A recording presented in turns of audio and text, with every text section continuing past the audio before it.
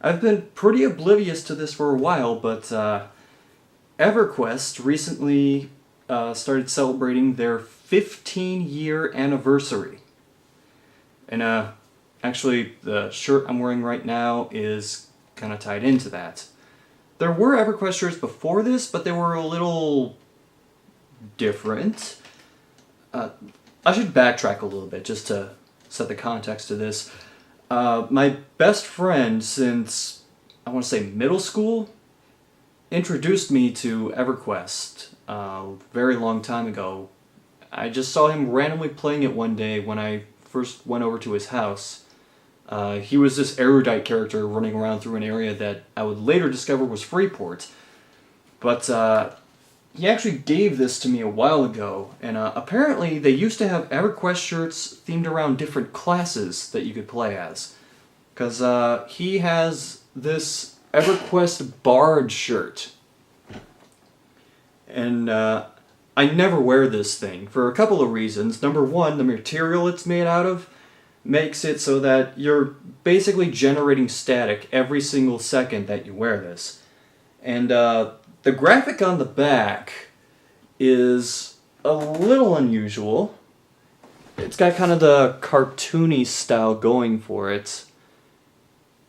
And it's not quite like the usual EverQuest art style, but you can tell a couple of things from this. You can tell roughly when it was made because with the tiger-looking people or the cat-looking people or whatever you want to call them, those weren't introduced until the Shadows of Luckland expansion, which I think was, I don't know if it was second or third, but it was one of those. But I didn't start playing EverQuest until around the time that I want to say the fourth expansion came out. I think it was Plains of Power. Because I remember when I came out, well, I have to backtrack again. When I first joined EverQuest, I initially played as a half-elf rogue on the Veneral Sathir server, which was not the server that my friend played on. And I found out later was actually the UK server. So I'm not sure why I joined that to start with. But I eventually moved to what his server was, which was the Zegany server. And I'm still on the Zegany server today, so if there's anyone out there who still plays EverQuest and is looking for the services of a level 68 half-elf rogue who has some experience with blacksmithing, baking, fletching, and tailoring, give me a message. Actually, I remember when I was watching him play it, one of the first things he did when I was watching was he went to a bar, bought a bunch of beer, and got drunk. And he would do that a couple of times when I started playing too, and I knew that he was drinking, because when you drink in EverQuest, unless you have like a certain alcohol tolerance, it'll visibly affect your speech to other people. Because he tried private messaging me one time saying just a 3-word message, drunk is good. And it came out as Dirk ish good. In retrospect, I don't know if I should have started as a half-elf. Or at least not started as a half-elf in Freeport, of all places. When I switched servers, I went to Kelethin, which is in Greater Fadark, so it wasn't as bad, but let me put it this way. For those of you who don't know, half-elves basically wander around the entire world with the equivalent of a big-ass banner hanging over their heads that says, "Please persecute me."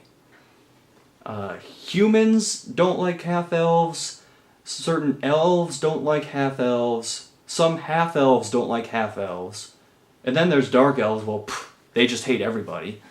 I remember I tried going to shops in Freeport that were managed by human NPCs, and they would just tell me, "I'm not doing any business with you, get the hell out." Of course, when you're a rogue, there's a little trick you can do to get around that, which I discovered by accident, which is after a certain level you learn how to sneak around, and you also learn how to hide. And if you sneak around behind the shop person, and then start like trying to do business with them, they'll just treat you like anybody else. They'll just say, "Oh, hi, have you seen this random item that I got in, and you'd be fine. One thing I will say about starting in Freeport that kind of helped enhance my EverQuest experience initially was seeing the different stations of different classes and different races across different cities.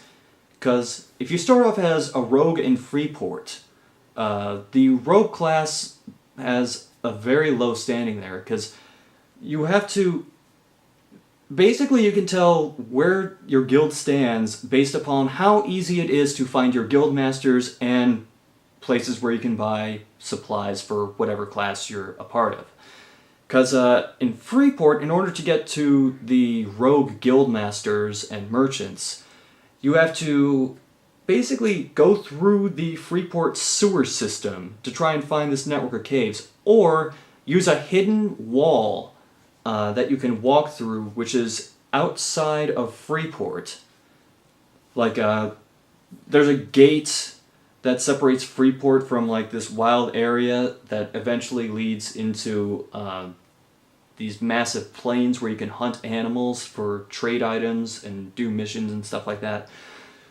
But there was a fake wall that you could walk through, and that would help lead you to the rogue guildmasters. And you compare that to, like, Kelethin, which is the treetop elf village, where you can just go to this one particular hut that's hanging just in the middle of all these other shops and just say hello to the guildmaster.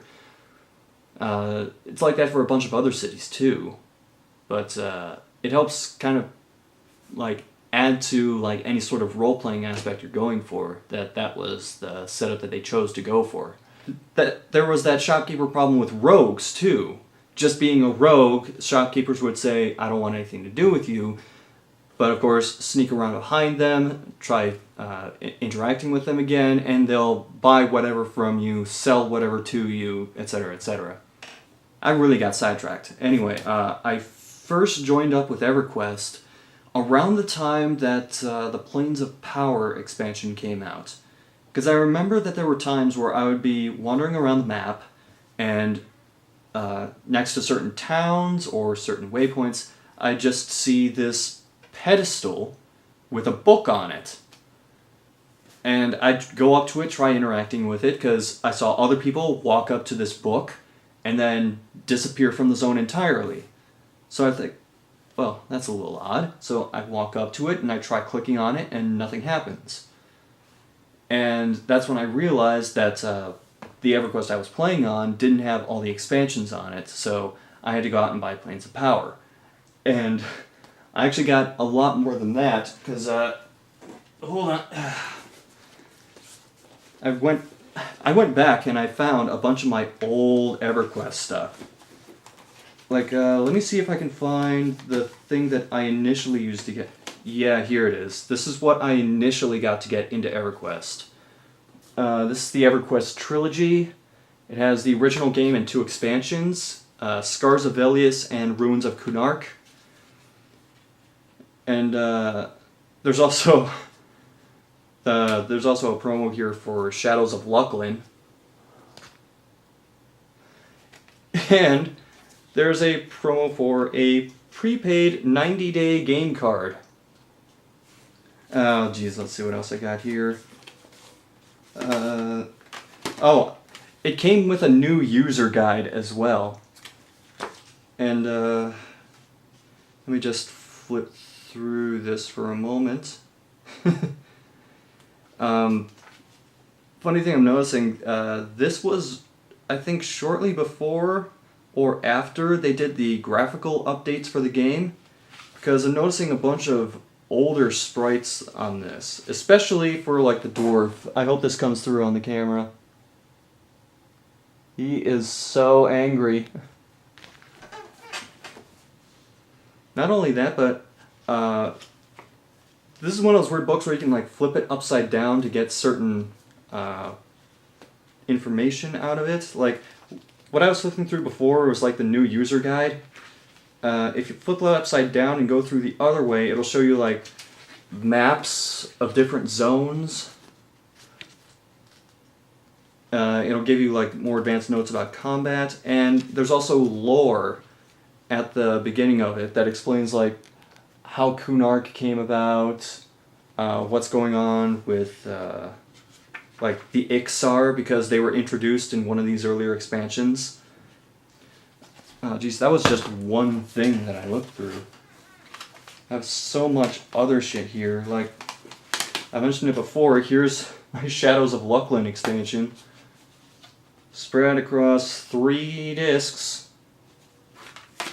Oh, here we go. Here's my Planes of Power expansion. Oh shit, the disc fell out. This one also came with a book too that has various information about a bunch of people actually. Like, this mostly relates to like gods and key figures tied to them, because Planes of Power lets you fight against certain deities. Like, it's got information about Zegany in here. This also has information about Vishan. I'm probably mangling all of these names because I never learned how to pronounce them properly. Druzzle Row, all of the rows actually, Valanzek, Zaboxaruk, and it has the usual bunch of maps in the back about like the cities of Akanon, Erudin, Felwith, Grob, all those places. Oh, an ad for EverQuest Online Adventures. I never actually played that. My Dragons of Norath expansion, my Gates of Discord expansion. Oh, and these are the biggies. First off, I'll show this one. This is EverQuest Anniversary Edition, which has the original game and 13 different expansions. Oh my god. Look, you can't see how many discs there are in this stack. There's like 10 of them here. And this is something I actually forgot I have, which was EverQuest Titanium Edition. I got this from a Circuit City that was closing down, so I got it at a really cheap price. And it has Classic EverQuest and 10 of the expansions. And some of you more astute people out there will notice it is still in the shrink wrap. I never opened this. I'm not sure why. I think what happened was I got the better deal for just like getting the Anniversary Edition later, because this had been out for a while, if I remember correctly. But I have more than just that too. I have a couple of things that I got with promotional deals, which are, I actually don't have them right here because they're hanging up in the living area. One of them is a map of the Broodlands, and another of them is, I wouldn't call it a map, more so just like a general guide for like all the different planes in the Planes of Power. Getting back to what I mentioned about the books that were used for traveling, when I finally did get into that, the thing I immediately noticed was that when I initially talked to my friend about EverQuest, he would talk about like how he would have to plan out his travel schedule in order to meet up with certain people to do certain events, like if you wanted to group up and take down a powerful mob or do any kind of raid or like quest instance, you would have to carefully plan it out with people. But with Planes of Power and before that, Shadows of Lucklin, they instituted new ways of travel that made getting around much easier. Like, for instance, if you wanted to go from Caladim, which is the dwarf city, to Freeport, you would have to go out to the docks of Busherblock Mountains and wait for a ship to arrive, which, if I remember correctly, it was like somewhere between 10 and 20 minutes for the boat to complete its cycle and come back to the same dock. So you would get on the boat, and then you'd wait for the boat to start moving, because it would stay there for like a minute waiting for people to get on. And then it would go off and hit a zone line and bring you into the Ocean of Tears. And then you would keep going through the Ocean of Tears, looking at all the shit around you if you felt like it, I guess. And eventually wind up zoning out of the Ocean of Tears and back into one of the free ports. I can't remember if it's west or east or wherever. But then you would dock with Freeport, and then you'd be in Freeport. And sometimes the entire process could take like half an hour. But if you had something like Planes of Power, you would click the book and go into this place called the Plane of Knowledge, which is this huge area where no one's allowed to fight each other. And there's all types of merchants for all types of trade skills and all types of guild masters for every class. And there would also be these little warp points all around the outer perimeter of the plane where you could warp to various continents and cities and locations on those continents. So, whereas before, where it might take half an hour to go from Caladim to Freeport, in the Planes of Power expansion, you could make that trip in, depending on the speed of your connection and your computer performance, maybe like 8 to 10 minutes. It really cut down on the amount of planning and travel he had to do, which some people viewed that as a negative. But there was another thing before that where there were these things called nexus points in various regions where you would stand within it with a stone given to you by the person running the nexus. And you would warp to this area where you could then warp to certain set points. And there was some like weird schedule that you'd have to follow to like hit certain warp points at certain times. But the point was this was making travel much simpler. And in some regards I could see why that would be a negative, because it kind of takes the whole journeying aspect out of the questing. But I was not too upset to see it go because I never posted this on my YouTube channel, but one of the initial videos I was going to make for it was a video showing why boat travel is terrible for people who don't have like good connections or good quality PCs to play EverQuest on. Because whenever I tried taking the boat, what would happen was I would get on the boat, go out, hit the zone line, and then my computer would then try to load the map for 20 minutes, I want to say. And by the time I finally did load into Ocean of Tears, the boat had left without me. So my character would just drop into the ocean. And I would have to try and figure out where the dock was while not dying, which is... I was lucky I was a class that could go invisible, because those were shark-infested waters that I was trying to swim through. On top of other things that were in the water, but sharks were the main thing. And it happened no matter where I tried going from. If I went from Caladim, if I went from Freeport, if I went... Basically, any time I took a boat, it would happen. And that almost wound up being my first video that I posted on my YouTube channel, was just about how awful boat travel was for people who just didn't have like really good connections and or really good computers. They would go on to make other ways that would make traveling faster / easier / take out the journeying aspect of the questing. Like the introduction of mounts and horses and stuff like that. There used to be a sense heading skill that you had to learn, which was when you played EverQuest, there's a compass that's part of your user interface, and if you didn't have any points in sense heading, you would basically not be able to tell where north, south, east, and west were, because the compass would just like spin around at random, and you wouldn't be able to tell entirely what direction you were facing until you established your own little lay of the land for where certain things were. But after a while, they just said, you know what, everyone starts off with full sense heading ability. Sense heading was actually really important if you were, let's say for instance, you're playing as a class that doesn't have very good night vision, like humans, let's just say humans.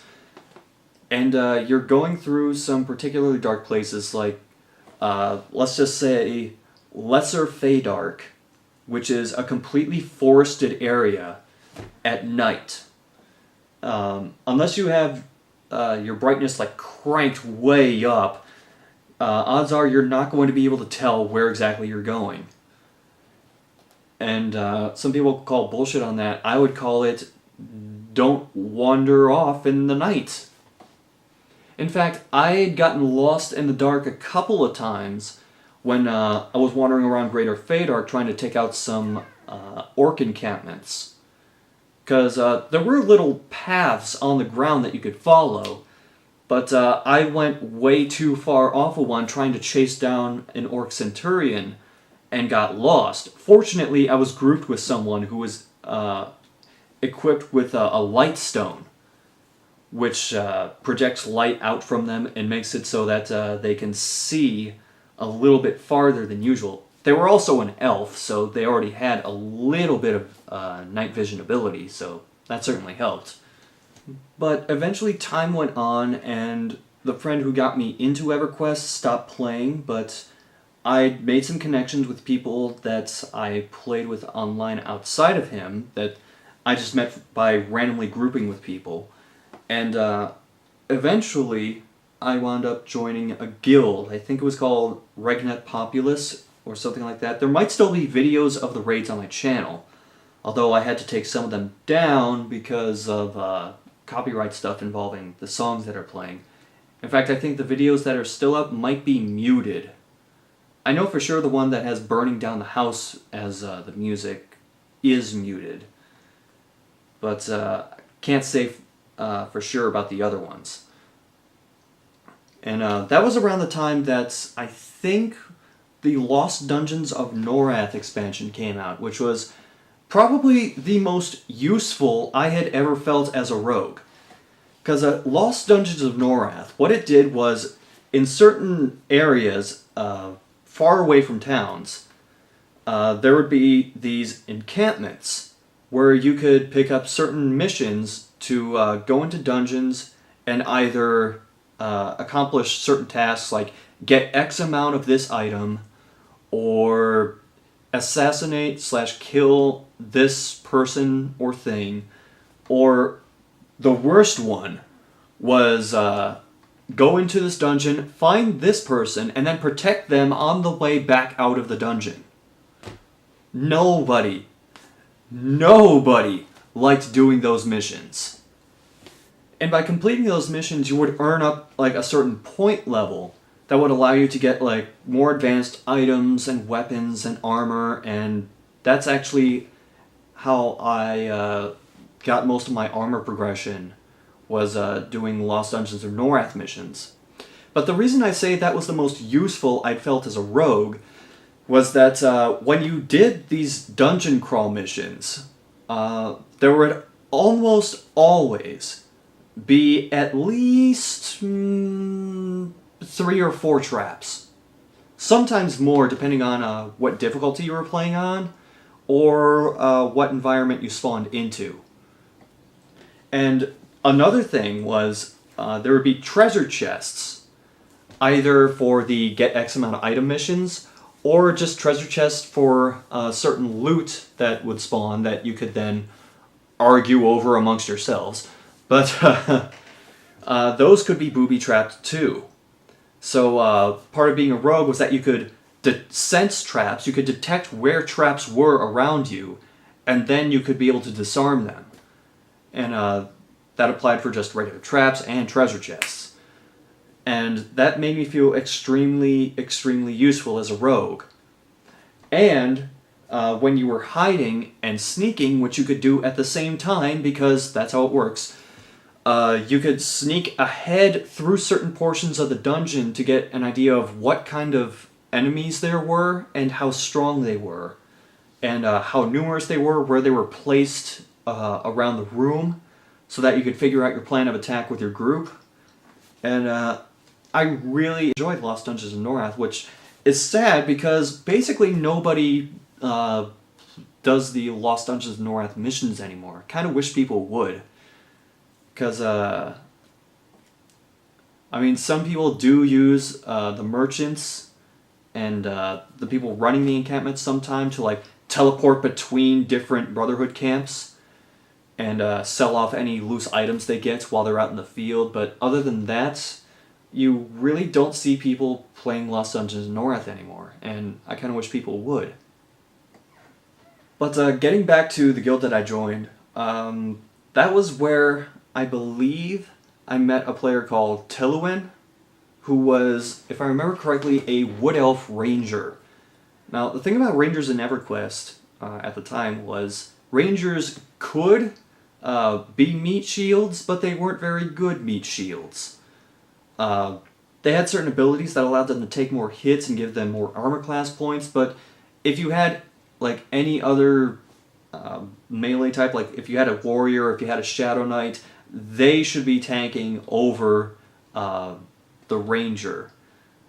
But because I was a rogue, and rogues are definitely not meat shields, but they do supply a lot of damage per second with their abilities, I was able to take some of the burden off of him, and we kind of worked together on certain missions and like grinding out levels and shit. And I never found out what happened to him. He texted me out of the blue one time, like 5 years ago, I want to say.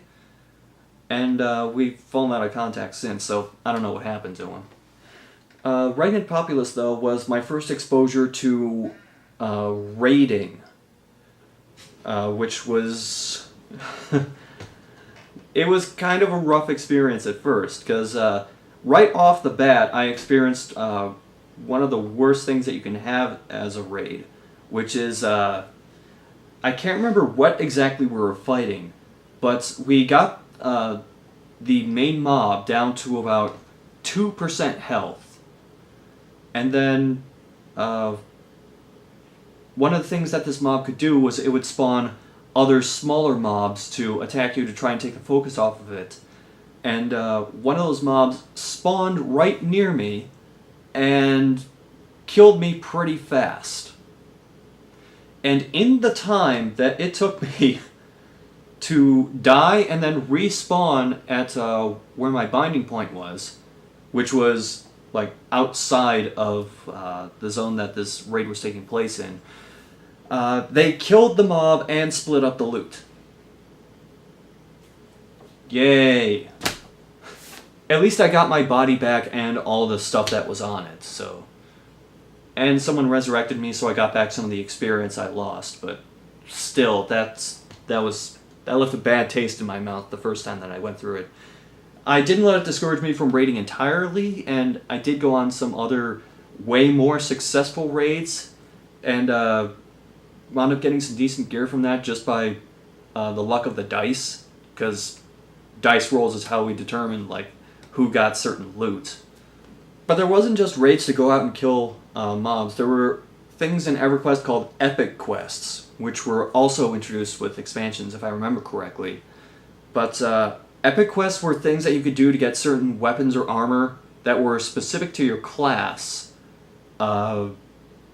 which were basically like super powerful weapons for your particular level when you start doing them. And that's a thing too, is that when EverQuest first started, there was a level cap of, I believe, 50.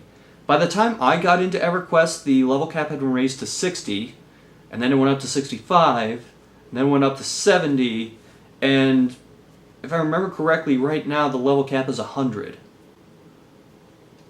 So the level cap has been raised several times, to the point that players are now significantly stronger than some of the mobs that would have required a full group, or sometimes a small raid of people to take down. Especially since they introduced stuff like mercenaries, which is you can just hire an NPC to be either a meat shield or a healer or whatever you need. Getting back to the epic quest thing though, I remember that, well, first off, my guild helped me with one of my epics, which was, I believe, the Ragebringer. I think that's what it was called. I can't remember if that's the 1.0 or the 1.5. But I know for sure they helped me. And there was another person that I remember going on a raid with as part of their epic quest. And it involved going into a zone which... I can't remember if there was just one warp point or if there was no warp point and you had to teleport out. But we went in, we killed the mob. Somehow I got split off from the rest of the group, and I missed the warp out of the zone. So there was a good 20 minutes where I was stuck in this zone with a bunch of other mobs that were at least 10 levels higher than me. And because of my armor class at the time, I basically would have died in like half a dozen shots from one of these mobs. And not only that, some of them could see through my hide ability and tell exactly where I was. So it was basically like playing on Metal Gear Solid in that one mode where if you get caught once, it's game over.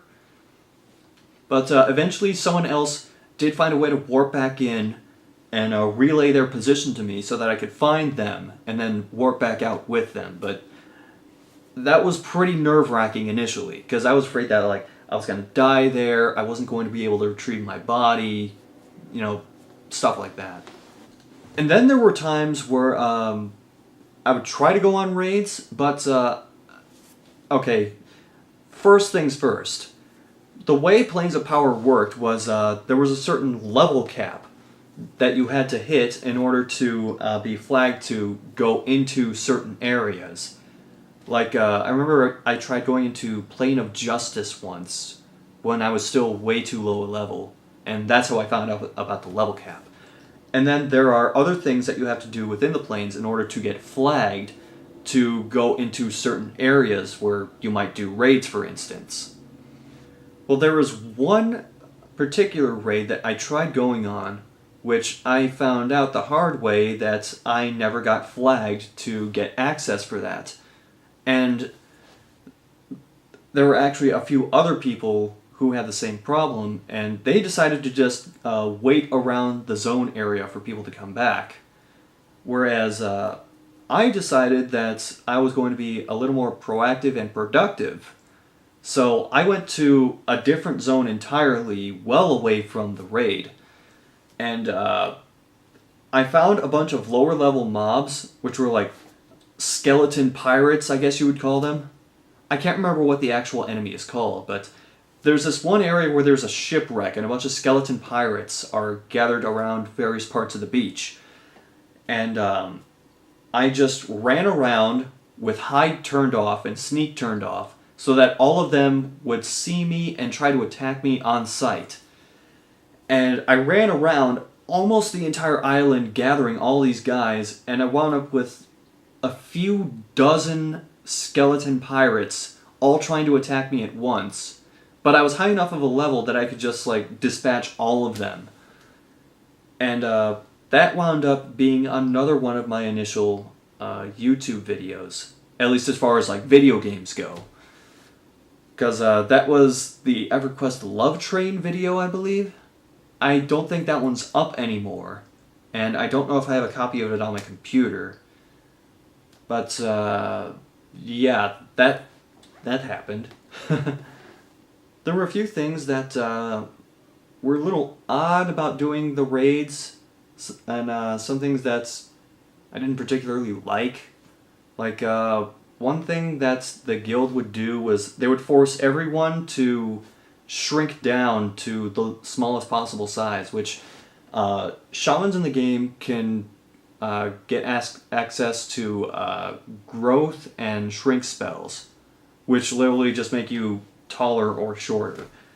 And that always seemed a little off for me, because the reason that they stated that they did it was so that people who were playing as the shorter races could see easier. And I don't know, my response to that is, how could you play as the shorter races and not foresee an instance like this? I mean, were you really expecting to play as a gnome and then have everyone else somehow shrink down to even shorter than you? And it wasn't a caster class thing. Like, if you were someone that had to stay far away from mobs and be able to, like, pick out where mobs were so you could be able to target them. Because, first of all, there are ways to target that don't involve clicking directly on your enemy. And second of all, most of the caster classes that were in the guild at the time were high elves, which are like one of the taller races. That and whenever they did it to me, I could just never adjust to proper positioning during battles. Because with a different line of sight, I couldn't judge distance properly, so I'd always end up too far away from a mob. And then when I tried to adjust, I'd end up so close to the mob that it would turn around and start attacking me, and in a few instances, almost kill me. So it was more of a detriment than anything else for me personally. And then, as usual, there was some form of drama. Like, I can't remember all the specifics of it, but apparently the guild leader had been making some questionable decisions as of the time, and then some people in the guild formed a separate chat channel to talk about it. The guild leader found out about this and promptly banned all of the chat people from the guild, including a couple of the more helpful people from the guild, one of which was an officer, and the other of which was actually the person who gave me a code for Fraps. A version of Fraps that wouldn't have the Fraps.com watermark on it. And a bunch of other questionable decisions that eventually just led me to leave the guild entirely. I don't think it's a matter of finding a guild that won't have drama, it's just a matter of finding a guild that has less drama. Like, you're never going to escape drama entirely, you can only hope to mitigate it to a manageable amount. And then after that, I actually wound up leaving EverQuest for almost a year before I joined back up again, and got with another guild called Asa True, which I'm actually still in, but it was more of a casual kind of guild. Just get together, do stupid shit, have fun. I remember doing almost jackass-style stunts with one of the members in it. Like, one of the abilities that rogues have, among other classes, is the safe fall ability, which allows you to fall from certain heights with either lessened or even no damage, depending on how good you are at it.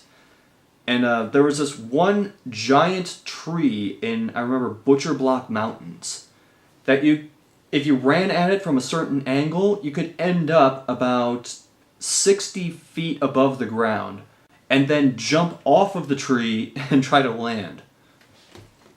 And by doing that, I eventually got to the point where it's barely damaged me at all to take that fall. Lately, though, that guild has kind of fallen into inactivity. There are a bunch of people with accounts on that guild that haven't logged in since 2004. And there are only maybe half a dozen people or so who have logged in within the past 6 months to a year. So, again, if anyone's looking for a 68 half-elf rogue, send me a tell, I guess. Actually, this is my half-elf rogue right now. His name is Score Attack. He's been around for... Let's see, if EverQuest's been around for 15 years... then that means I've probably been around for 12 to 13 years and counting. And there you have it. I mean, EverQuest has been going for 15 years and counting now. It was originally a subscription game, and it made the transition to become a free-to-play game that has certain extra shit you can pay for. I can't tell you what it is because I haven't actually paid for any of it.